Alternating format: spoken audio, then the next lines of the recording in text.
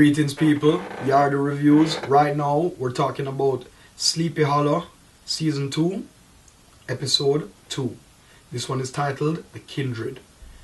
Listen, Sleepy Hollow, if you guys are not watching it, if you guys are into the supernatural, if you guys are into, the history of America, all intertwined into one amazing television show, then you guys should be watching Sleepy Hollow. Well, Season 2 starts off with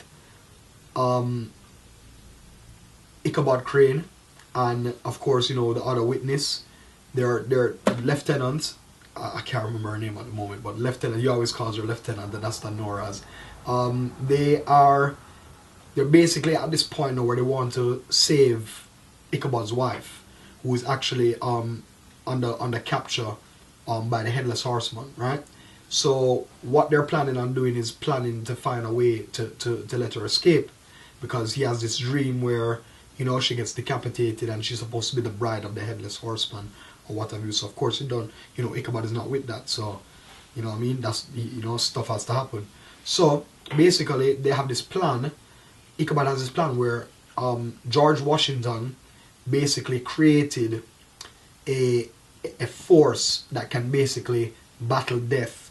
So he took the bodies of the strongest men and kind of made like a Frankenstein, but it couldn't work because they needed a part of the body of death. So basically how it could work was to get the head of the Headless Horseman and put it on that Frankenstein body, say some enchantments, and then you got the Kindred. And that's supposed to be the force that fights for them. So basically this one had Orlando Jones in there, former captain, and right now he's in prison for, of course, for the you saw the last season, the madness that happened to his daughter with the demon possessing her. He admitted to all the murders that was going down and took the rap for his daughter, which was the big man thing to do. And what had happened was, he's in prison, and he was the person who hid the head of the Headless Horseman, so they have to talk to him to try to get it.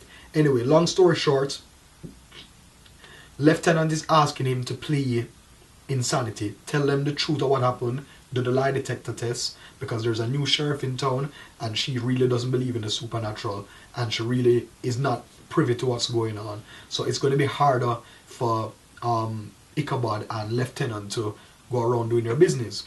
But anyway, they get the head and they do the enchantment, and they get it was crazy. When they did the enchantment, the Headless Horseman and the Kindred started squaring off. It was some real good action sequences there.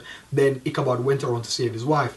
Unfortunately, the wife and Ichabod spoke and realized that, listen, she is basically going to be the mole for them, and she's going to be watching and acting like she's trying to be with the Headless Horseman just to get info for them, so they can basically try to win the war.